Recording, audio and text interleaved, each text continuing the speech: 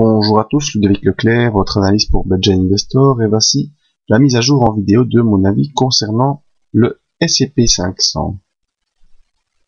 Alors, notre ami le S&P 500 aujourd'hui nous fait une très belle séance et prend 2,49% en terminant la semaine sur ce gros Marubozu vert. Le Marubozu, c'est quoi? C'est quand on peut clôturer haussier ou baissier. Marubozu, ça marche dans les deux sens. On clôture sur les points les plus hauts. Alors très intéressant, ce point le plus haut se met au-dessus de la M100 et en dehors de la fourchette de Andrews moyen terme.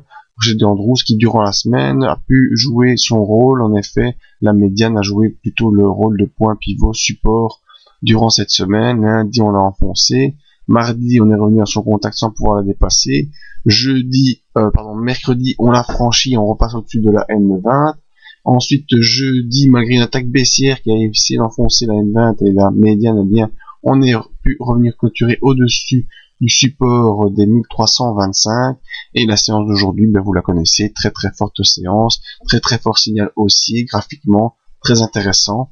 Alors, on reste toujours en dessous des 1364 qui, pour moi, a toujours été un point très important. Si vous suivez les vidéos depuis plusieurs mois, vous savez que c'est un point d'inversion auquel j'apporte beaucoup d'importance. 1364, au-delà de ce point, on passe clairement dans une nouvelle tendance haussière qui pourrait s'accélérer.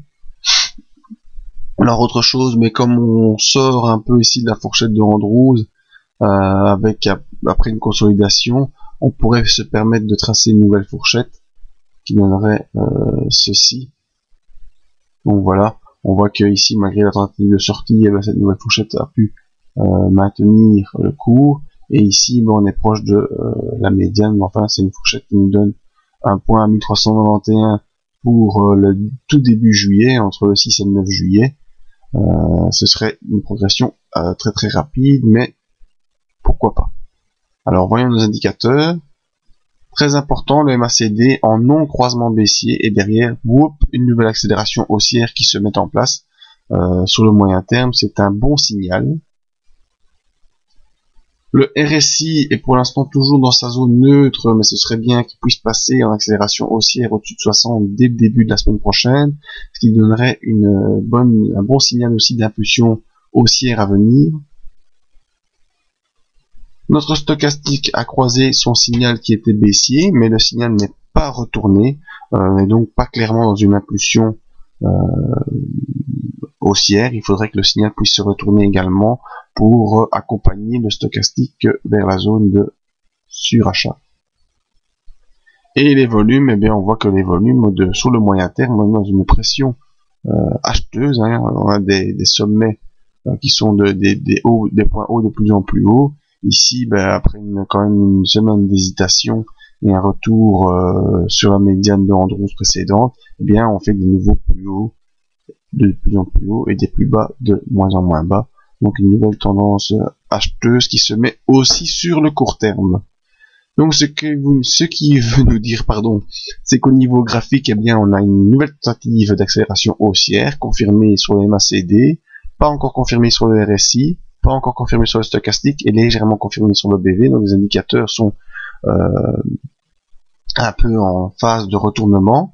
Alors, et point essentiel, donc pour la semaine prochaine, ce serait franchir 1364 avec comme support la M100 1362, la M50 vers 1340 et le bas de la fourchette de Andrews ici. La M20 aussi qui va s'accélérer à la hausse. Donc je reste haussier sur le court terme sur le S&P 500 et le bon signal serait un franchissement des 1364 dès lundi.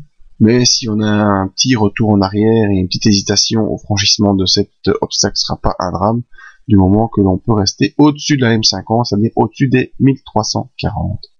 C'était mon avis sur le S&P 500. Vous pouvez venir nous rejoindre sur le site pour découvrir d'autres choses comme vous pouvez le voir ici dans les informations. Et si vous voulez me contacter, n'hésitez pas, voici le petit mail pour reprendre contact avec moi et les services proposés. Merci à tous, à bientôt.